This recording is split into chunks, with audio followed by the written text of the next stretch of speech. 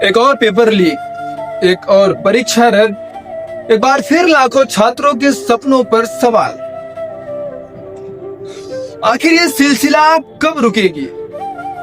कुछ दिन पहले नीट परीक्षा को लेकर देश भर में विवाद हुआ और अब महाराष्ट्र टीईटी परीक्षा भी कथित पेपर लीक की वजह से टालनी पड़ी।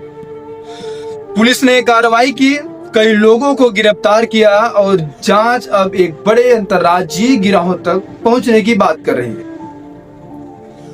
लेकिन सबसे बड़ा सवाल, क्या भारत में कोई भी बड़ी परीक्षा पूरी तरह सुरक्षित बची है या नहीं? नमस्कार, मैं हूं धनंजय और आपका स्वागत है हमारे चैनल पर। महाराष्ट्र में होने वाली शिक्षक परीक्षा यानी टीईटी परीक्षा से ठीक पहले स्थगित कर दी गई। जांच एजेंसियों का दावा है कि पेपर लीक का शक होने के बाद कार्रवाई की गई, गिरफ्तारियां हुई और अब एक बड़े नेटवर्क की जांच की जा रही है। सरकार ने एसआईटी जांच के आदेश भी दिए गए, लेकिन सवाल सिर्फ महाराष्ट्र का नहीं, सवाल पूरे भारत का है। इससे पहले नीट परीक्षा भी विवादों में रही। जब एक छात्र महीनों तक दिन रात मेहनत करता है, उसके माता पिता कर्ज लेकर कोचिंग कराते हैं, अपने बच्चों को पढ़ाते हैं और फिर एक परीक्षा पर सवाल उठ जाए तो सबसे बड़ा नुकसान किसका होगा? छात्र का। आज देश का युवा पूछ रहा है, क्या मेहनत से ज्यादा सिस्टम पर भरोसा होना चाहिए?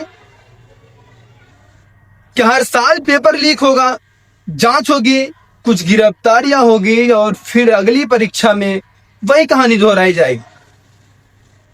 अगर बार बार पेपर लीक हो रहा है तो आखिर सुरक्षा व्यवस्था में कमी कहां है?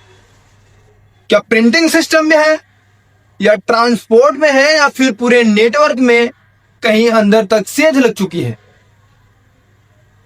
और अब सवाल सरकार से भी है। केंद्र और राज्य सरकार बार बार सख्त कार्रवाई की बात करती है। केंद्र शिक्षा मंत्री धर्मेंद्र प्रधान ने भी परीक्षा प्रणाली में सुधार और सुरक्षा बढ़ाने की बात कही, लेकिन छात्र पूछ रहे हैं, सुधार जमीन पर आखिर कब दिखाई देगी? बड़ी कार्रवाई की घोषणाएं कब स्थायी समाधान बनेगी? यह वीडियो किसी राजनीतिक दल के पक्ष या विपक्ष में नहीं, यह उन लाखों छात्रों की आवाज है जो सिर्फ एक निष्पक्ष परीक्षा चाहते हैं।